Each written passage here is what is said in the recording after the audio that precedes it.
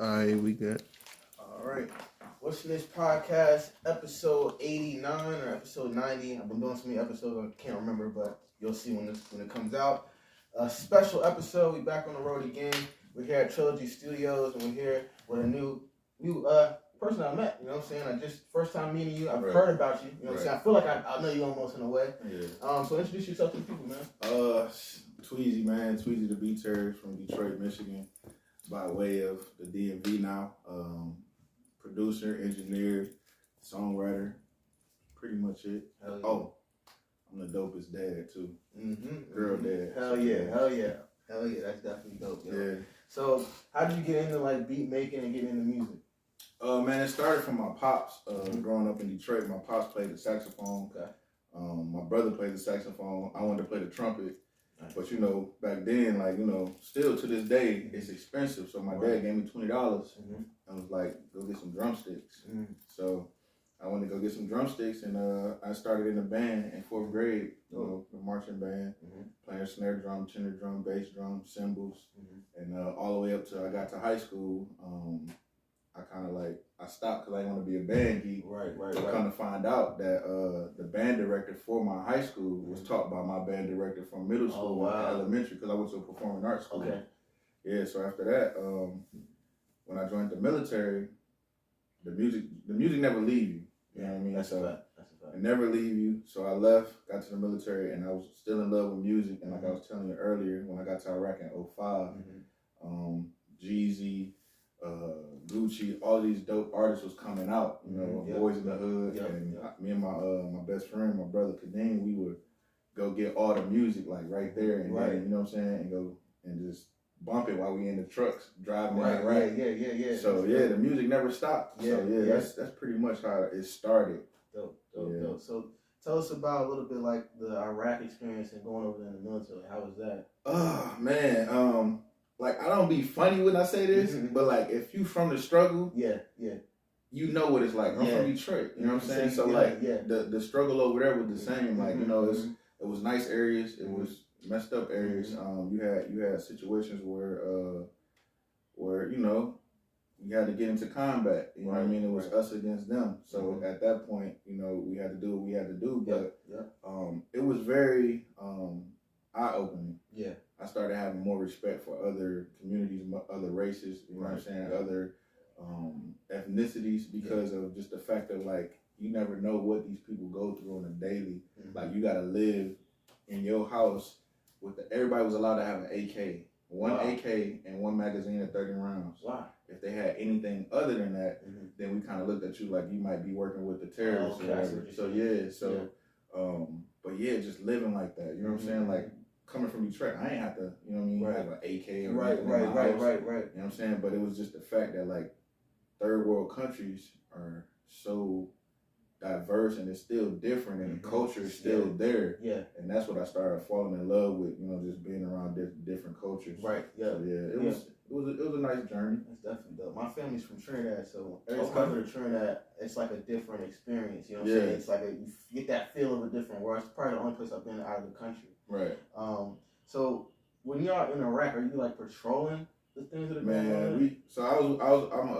My job was a motor transport operator. So you driving the trucks, all the trucks with the guns on them. Yeah. We transporting the infantry guys that get out, be kicking doors. So we was doing the same thing as Marines. We all do kind of we're trained the same way in certain aspects.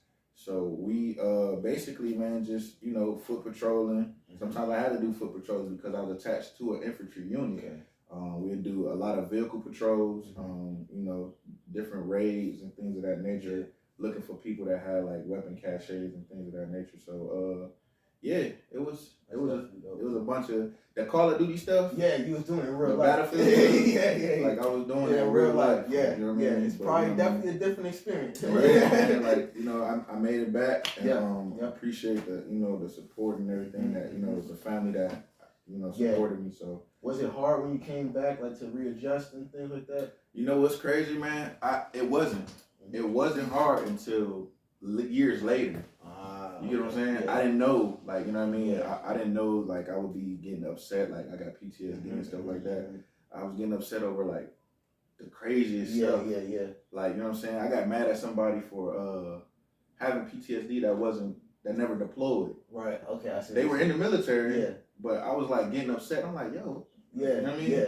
I'm like, you ain't even deployed. Right. But then after educating myself and, you know what I mean, seeking help, you know, I started understanding, like, I had PTSD when I was from back home.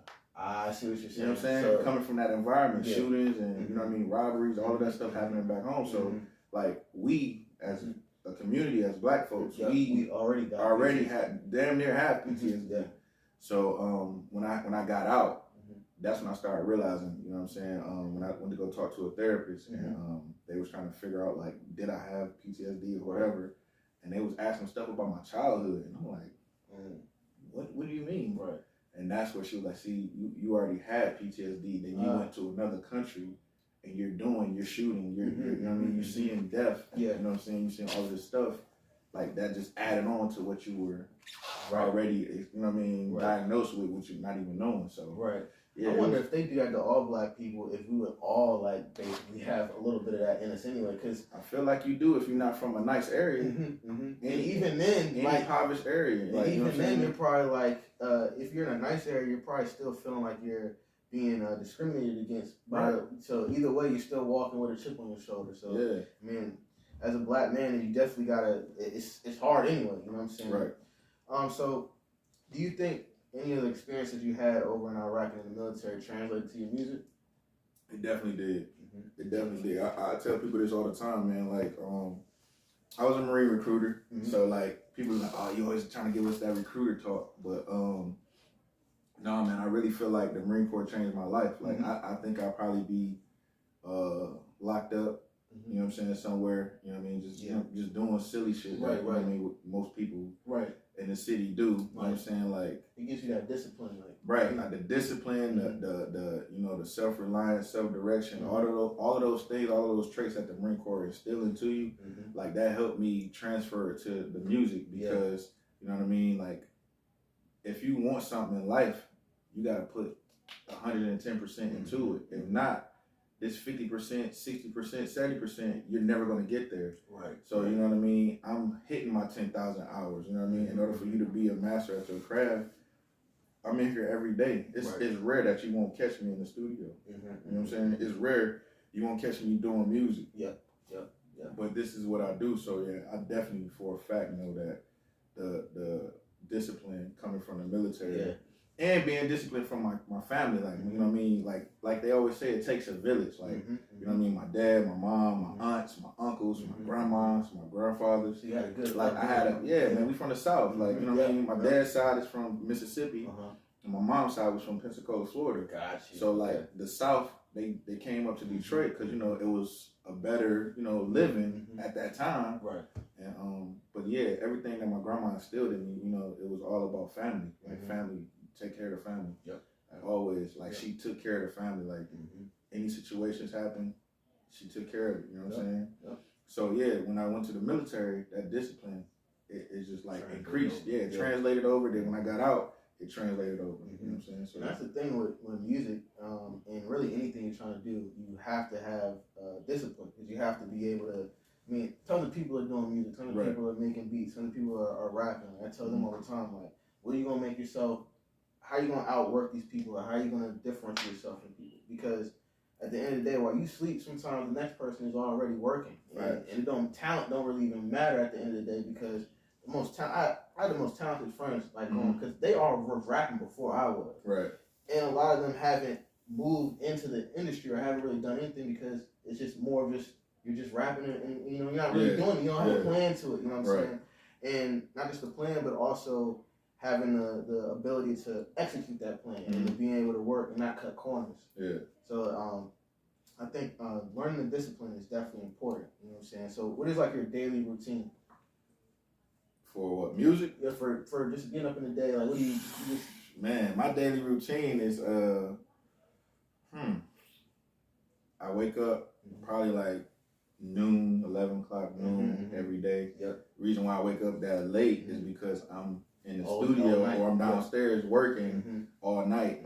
So I wake up, you know, of course, gotta brush my teeth, you know, do the general stuff most people should do. Yep. Yeah, I get up and then it's crazy.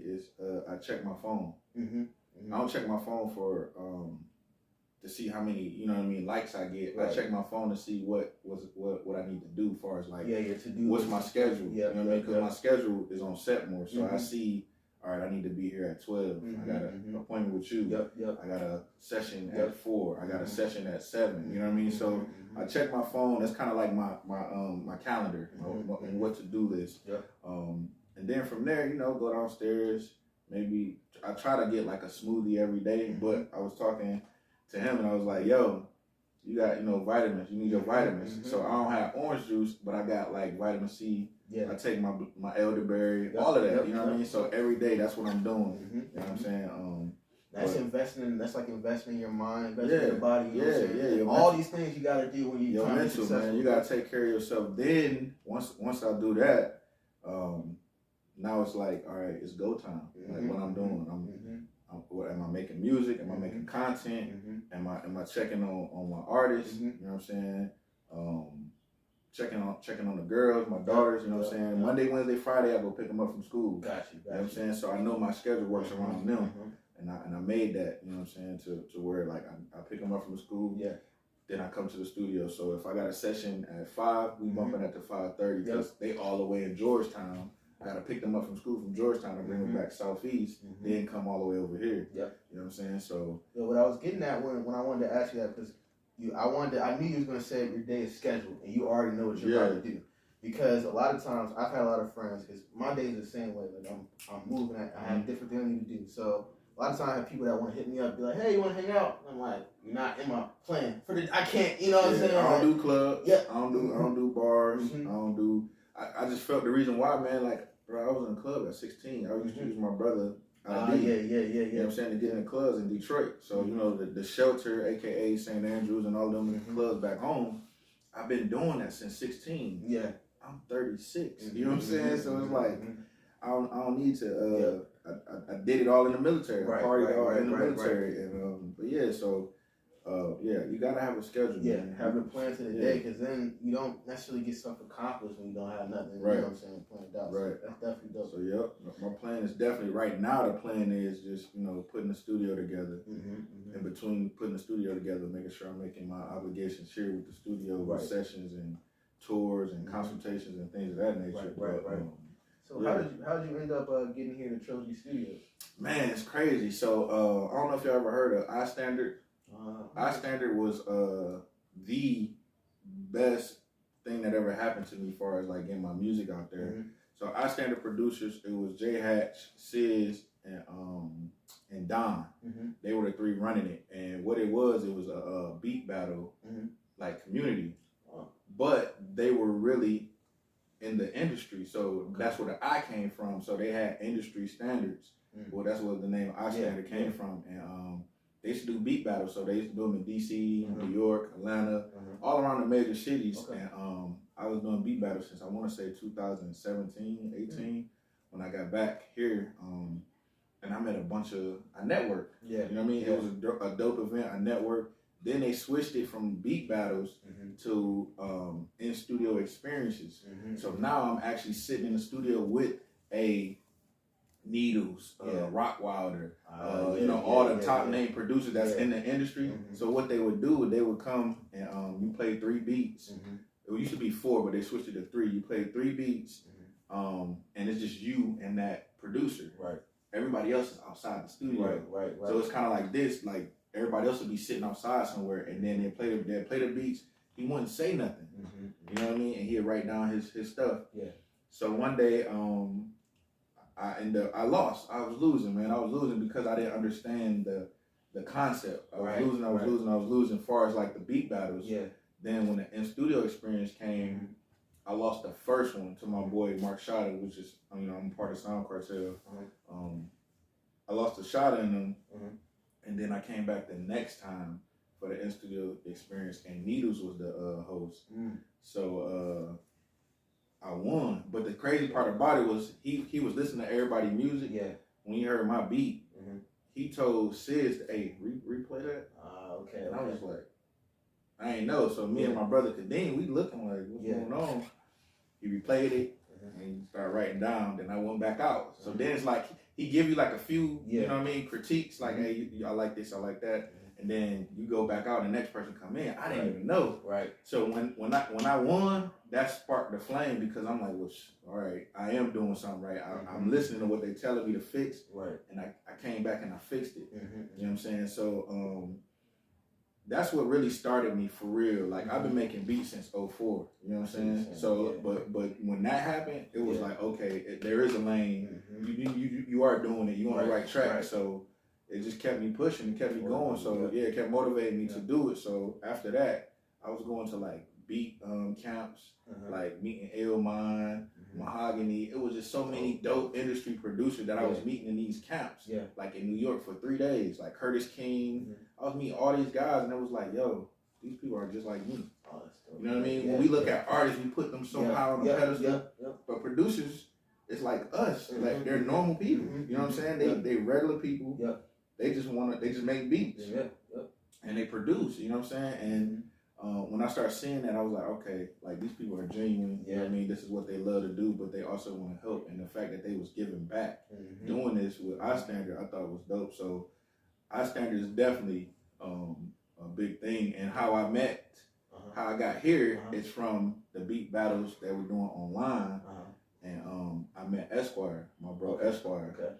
So me and Esquire known each other for some years, but we never seen each other face to face. Right. So Girani Coffee House, which is black owned in Manassas, if y'all ever get a chance, go out there. Ken is dope. Black owned coffee house. It turns into like a live show after a certain amount of time on certain days. So they do like open mics and stuff. So I was at an open mic, and at that time MMP was there. They pulled up, and my boy Frank was the host. Like, yo, Tweezy, I got somebody I want to meet, that want to meet you or whatever, that I want to connect with. He bring me, and he's like, yo, Tweezy, this Esquire, this Tweezy. I'm like, whoa, bro, what's up?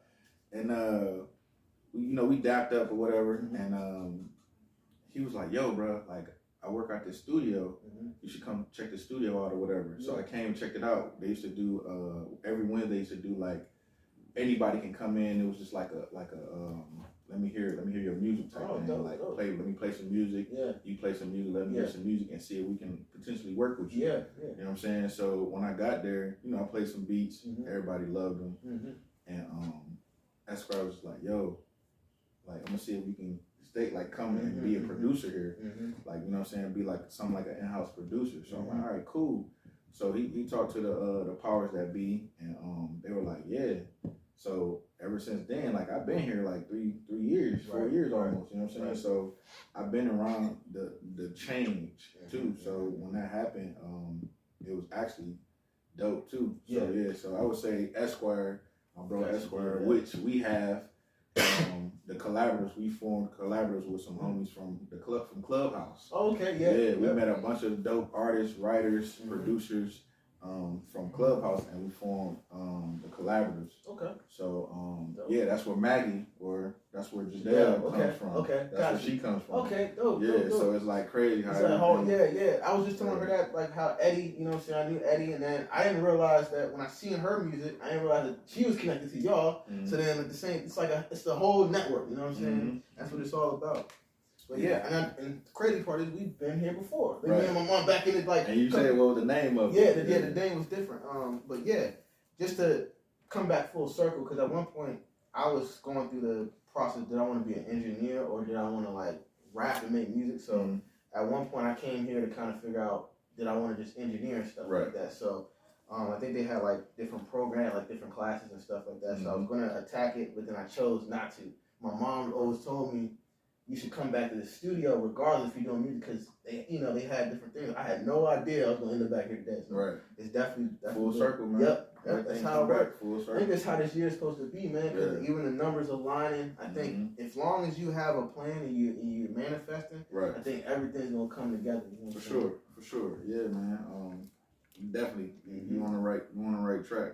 But yeah, Eddie, is crazy with his story too. He was just a client here, and one of the owners was his engineer. Dope. And one day, one day he Aaron hit me like, yo, hey, you mind taking this session for me or whatever? And I'm like, all right, cool. You know what I'm saying? I'll take it. Yeah. And he came in, and it was his brother. It was him, his brother, both his brothers, him, Tyler, and KP. So they came in, and I just seen his work ethic. Yeah. And I was just like, dude did like 4 songs in like 2 hours. Like songs, not just recording. He did like 4 songs or something. Yeah. And then I saw it, I was like, okay, he dope. Yeah. Then they came in again, and I met Luke. And Luke came, and I'm like, Luke playing the saxophone. He just started playing the saxophone or whatever. I'm like, oh, he got some talent too. So I think it was KP's birthday, and he knocked out some more songs. So then I was watching him, and I was like, yo, like, bro, keep doing what you're doing. And I started explaining to him, like, you know what I mean, in order for you to make it in the music business, like, you have to just continue to outwork everybody else. Your vision, if you got a vision, put the vision to the paper. And that's in real life. So whatever you got, goals and stuff, like, you can put it in your mind all day, but if it's not visually, you can see it, it's not gonna come into life. Right. You know what I'm saying? That's why in my phone I have goals. Yeah. I used to do the what was the joint at the end of the year? The vision boards. Yep. I used to do the vision boards. Like, you know what I'm saying? I didn't do it last year, but I did a vision board kind of on my phone, like where I want to be, what I want to set, like goals I wanted to have to achieve. And yeah, man, so that's how it came about. And from working with me, and I was just meeting them, I was introducing them to other people, like JL, you know, the double platinum engineer from out of here, and I was introducing them to all these people, and he was like, bro, why don't you just manage me? And I'm like, I ain't never managed nobody. Okay. You know what I'm saying? I'm like, I just been managing myself. You know what I'm saying? So he was like, yeah, but you got all the tools to do it. So I said, all right, cool, we'll do it. We do it together. Like everything we do it together. So that's how that came about. Yeah, that's dope. That's dope. That's definitely dope. Yeah, I fuck with Eddie Man so hard because when I first met him, he was doing a podcast, and I was going on there just to get my brand up there for an artist, and me and my boy Brandon went on, and we had our first conversation. It was so dope. We invited him back, and ever since then, we've last 2-3 years, we've just been having this relationship. He comes up to Fredericksburg a lot. I'll introduce him to any like new people I meet. He introduced me to new people. It's just like one of them network relationships. But what I fuck with him is he takes advantage of these. He always takes advantage of it, and that's the whole reason why you want to relate. A lot of times we relate message to people, they don't even, they don't even take advantage of it. And then they be like, yo, you never helped me,